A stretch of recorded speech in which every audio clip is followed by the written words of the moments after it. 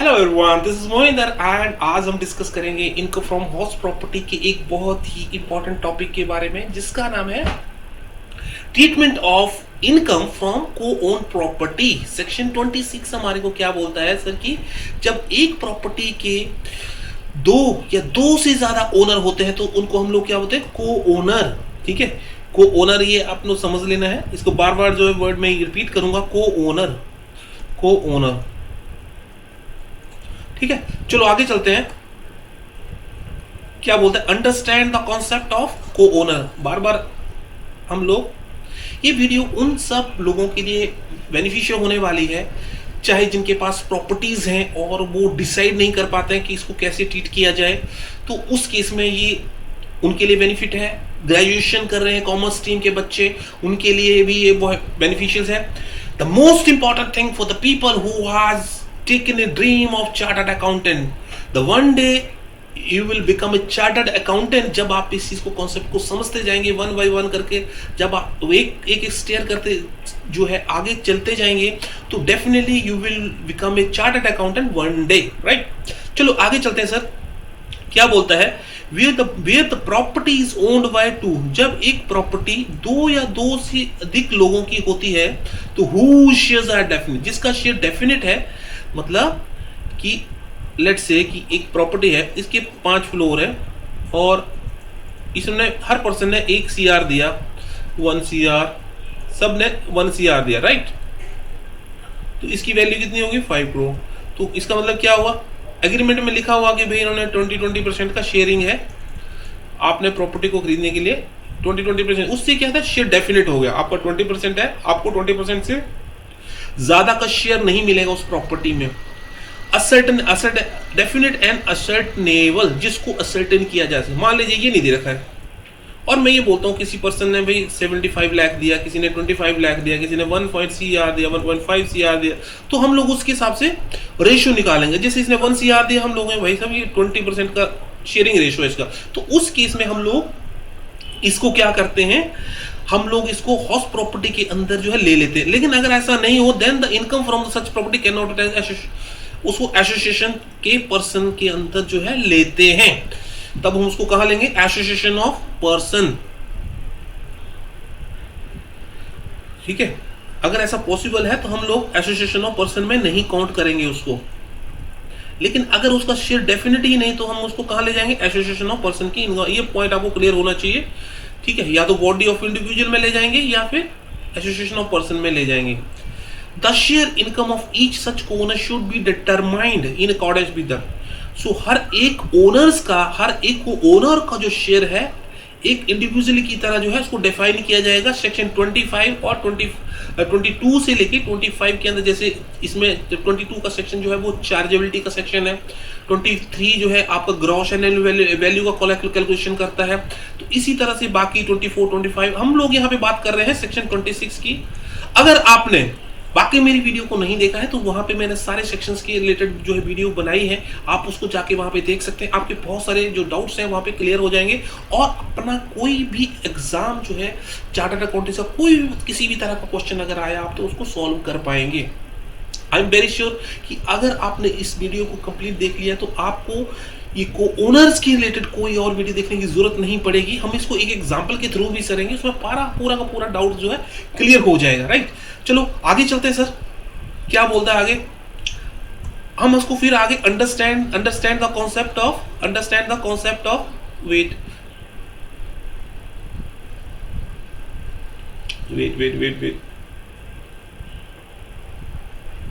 Okay, perfect.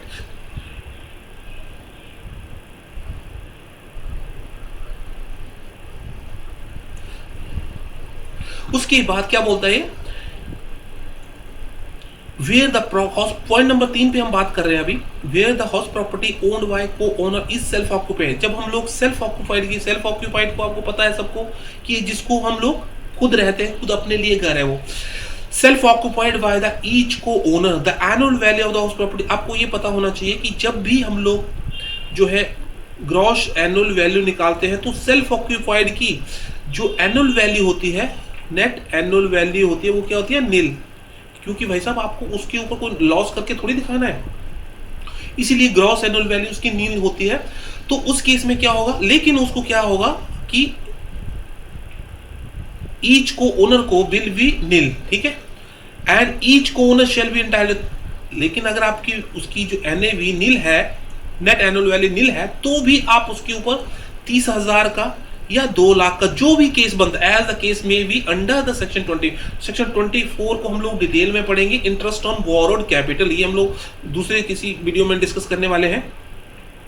तो हम interest on borrowed capital के बारे में बात कर रहे हैं कि सेक्शन 24 ये बोलता है अगर आपने कोई इंटरेस्ट लिया है होम लोन के लिए, तो उस केस में जो भी इंटरेस्ट आप पे करते हो तो उसमें उसकी सारे का सारा डिडक्शन आपको मिलने वाला। लेकिन रिस्ट्रिक्ट उसमें सेल्फ ऑक्युपाइड के लिए आपको 2 लाख की मैक्सिमम लिमिट है। और 30,000 का क्या केस है, ये 30,000 अगर आपका लोन 1 अप्रैल 1999 से पहले का है तो आपको 30,000 का डिडक्शन मिलने वाला है। ये भी हम लोग जब हम लोग इंटरेस्ट ऑन बोरोड कैपिटल की सारी की सारी चीज उसमें कवर हो जाएंगी। अभी सिर्फ आप इतना समझ लो कि आपको हर एक ओनर के लिए 30,000 या 2 लाख, 30,000 या 2,000 जो भी केस होता है वो एप्लीकेबल होगा।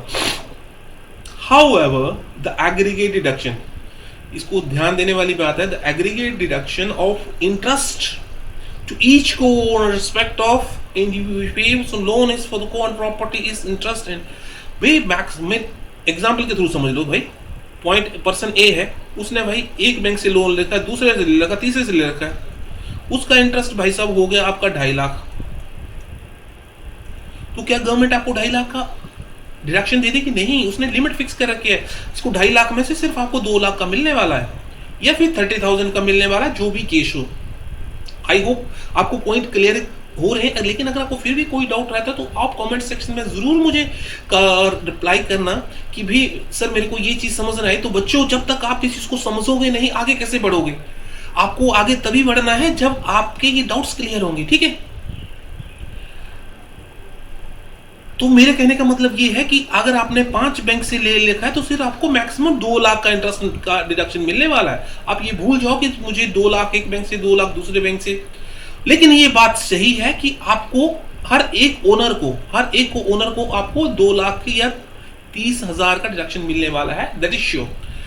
लास्ट पॉइंट क्या बोलता है, where the house property owned by को ओनर इज लेट आउट। अगला केस क्या है, हम ऊपर यहां तक बात कर रहे थे कि let out, sorry self occupied की प्रॉपर्टी की बात कर रहे थे, ठीक है।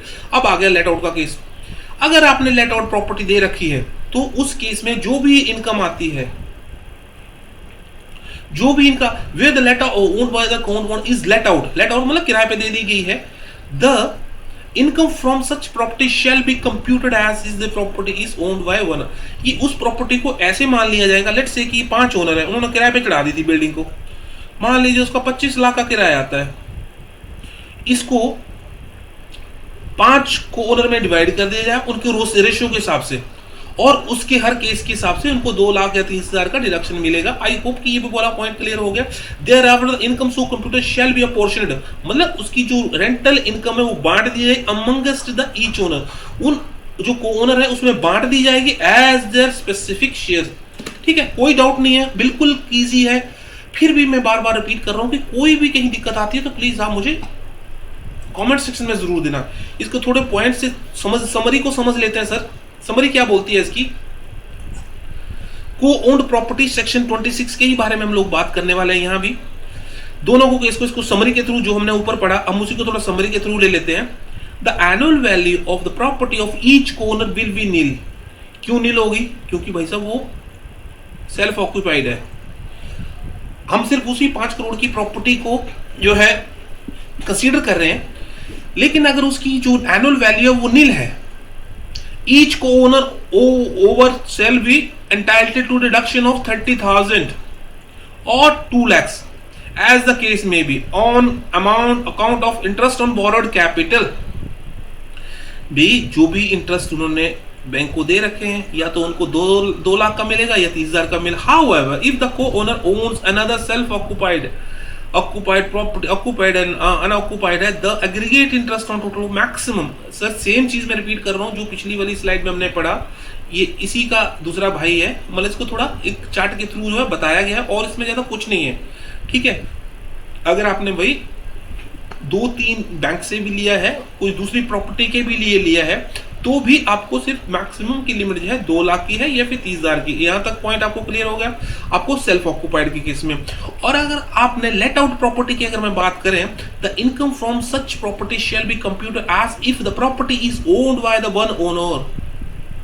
इसको ये मान लिया जाता है कि सिर्फ एक ओनर की है, पूरी टोटल जितना भी रेंटल इनकम कैलकुलेट कर लेंगे as I told you 25 lakh, और उसमें से क्या कर लेंगे, अपोर्शन कर देंगे, उनको बांट देंगे आपस में। अगर इसको एग्जांपल को अगर आप देखेंगे तो बहुत ही बढ़िया, आपको एक भी डाउट नहीं रहने वाला है। तो चलो हम लोग इसको एग्जांपल के थ्रू समझ लेते हैं। सबसे पहले हम लोग एग्जांपल में टिक कर लेते हैं, ठीक है। चलो, मिस शालिनी है, को ओन्स ए रेजिडेंशियल हाउस है, उसका हाउस प्रॉपर्टी दिल्ली में है, दिल्ली में, याद रखना दिल्ली में है। और एक शालिनी है और उन्होंने घर लिया अपनी सिस्टर के साथ में, सानिया है उसकी sister, where her sister family reside in, उस फैमिली में रहते हैं, मतलब सानिया है उसकी सिस्टर के है, उसके पास में रहते हैं दिल्ली में। Both of them have equal share, ठीक है। इक्वल शेयर मतलब 50% 50%। पॉइंट नोट करने वाली बात है sir. In the property and the same used by them for self occupation. Self occupied की बात हो रही है यहाँ पे, ठीक है। दोनों बहनें साथ में रह रही हैं। Interest payable respect of loan, 50 lakh का लोन ले लिया बहनों ने, देखो एट द रेट ऑफ 10%, ठीक है। ये देखिए मैंने आपको बोला था फर्स्ट स्टेप अगर 99 से पहले का होगा तो आपको 30,000 का डिडक्शन मिलेगा, नहीं तो 2 लाख। ये ध्यान से 1 अप्रैल 2021 की बात हो रही है। फॉर एक्विजिशंस, घर खरीदा है, for such property in addition to Miss Shalini, Shalini उसकी जो मेन है, ये है मेन, ठीक है। ओन्स ए फ्लैट, उसका एक और फ्लैट है पुणे में है, which she is her parent, उसका जो पेरेंट है, उसके पेरेंट है वहां पे रहते हैं, resides. She has taken a another loan, उसके पास भाई एक और लोन चल रहा है 3 लाख का, 3 लाख का लोन और है। ऑन 1 अक्टूबर 2021 इसने एक और लोन ले रखा है, repair of the flat. Compute the deduction which would be available to Miss Shalini and Miss Sania under section 24, interest on borrowed capital की बात हो रही है यहाँ पे, ठीक है। 24B मतलब interest on borrowed capital, interest on borrowed capital, ठीक है। Let's move on further। I hope कि यहाँ तक क्लियर हो गया आपको। सबसे पहले हम लोग बात किसकी करने वाले हैं, हम लोग बात करने वाले हैं शालिनी की। शालिनी के लिए क्या होगा, interest on loan taken for acquisition residential house ले, ठीक है। दिल्ली में है, 50 लाख का लोन है, 10% कितना होगा, 5 लाख का उसका इंटरेस्ट हो गया, ठीक है। तो उस केस में मिस शालिनी का शेयर कितना होगा भाई, दोनों ने इक्वल शेयर तो 25-25 लाख रुपए दिया था दोनों ने, तो उसका 50 लाख का 10% 5 लाख रुपया, और 5 लाख का 50% कितना होगा, 2.5 लाख। 2.5 लाख उसके हिस्से में आया, जो 2.5 लाख इसकी जो है ये ले सकती है, 2.5 लाख का इंटरेस्ट जो ले सकती है, लेकिन रेस्ट्रिक्टेड टू, वही मैक्सिमम तो मैंने बोला आपको 2 लाख मिलेगा उसको। शालिनी के पास जो है interest on loan taken for the repair of the flat Pune में उसका जो घर था उसके लिए 3 लाख लिया है, 12% के हिसाब से 36,000 उसका इंटरेस्ट बनता है। लेकिन अगर आपने रेस्ट्रिक्टेड टू, मैंने आपको बोला 30,000 का, तो 30,000 का क्यों मिला, क्योंकि रिपेयर हो रही है। ये मैंने आपको बोला कि इंटरेस्ट ऑन बोरोड कैपिटल हम लोग जो ये सेक्शन 24B पढ़ेंगे उसमें सारी चीज कवर होने वाली, कहाँ पे 30,000 जो है डिडक्शन मिलने वाली है, कहाँ पे 2 लाख की डिडक्शन मिलना, ये सारी की सारी चीजें जो हम लोग वहां पे डिस्कस करने वाले। But right now we are going to discuss only for this 2 lakh and 30,000, ठीक है। तो रिपेयर के लिए भाई साहब उसको 30,000 में, तो मैडम क्या है यहाँ पे 2 लाख और 30,000। अब क्वेश्चन क्या है, deduction under section 24 respect of 1B above is restricted to. Madam ji ऐसा है कि देखो गवर्नमेंट कहती है कि ठीक है भाई आपका 2.5 लाख ये हो गया, 30,000 ये 36,000 हो गया, कितना 2,86,000 हो गया, 2,86,000 हो गया। तो गवर्नमेंट कहती है सी ऐसा है, ये तो मैं देने वाली नहीं हूं आपको, मैं सिर्फ आपको 2 लाख की रेस्ट्रिक्टर दे सकती हूँ जो कि आपका रेजिडेंशियल हाउस के लिए है। सिर्फ मैक्सिमम आपको 2 लाख की डिडक्शन में आपको देने वाली हूं और कुछ नहीं आपको मिलने वाला, ठीक है। यहां तक क्लियर है। अब बात करते हैं दूसरी बहन के बारे में, सानिया का क्या सीन है। सानिया का सीन ये है भाई साहब कि ये देखो सानिया, इसके लिए भी हमने 24V की बारे में बात करें, इंटरेस्ट ऑन बोरोड कैपिटल की बात करें, उसको अपने को ओनरों के लिए कैसे करना है, ठीक है। असेसमेंट ईयर 2022 की बात हो रही है, इंटरेस्ट ऑन, ठीक है, interest on loan taken for acquisition of residential house property Delhi, ठीक है, कोई दिक्कत नहीं है। 50 लाख का लोन था तो उसका उसने कितना दिया था, 25 लाख रुपया, 25 लाख का शेयर था, तो उसके लिए सानिया का शेयर कितना ना, जो है 5 लाख का 50% कितना हो गया, टोटल इंटरेस्ट कितना आया था आपको 5 लाख, तो उसका 50% इंटरेस्ट का भी कितना हो गया, 2.5 लाख रुपए मिलने वाला। लेकिन रेस्ट्रिक्टेड टू, उसको मैडम को उसका और कोई लोन नहीं है उसका, तो सिर्फ को 2 लाख मिलने में। तो दोनों का कहने का मतलब ये है कि दोनों को ये सब चीज मिलने वाली है, मतलब 2,50,000, 2 lakhs and 2 lakhs. So I hope you enjoyed this video, or thank you all for taking these opportunities, and if you find any difficulty in solving your issue problems, I am here to solve all your issue. And अगर आपको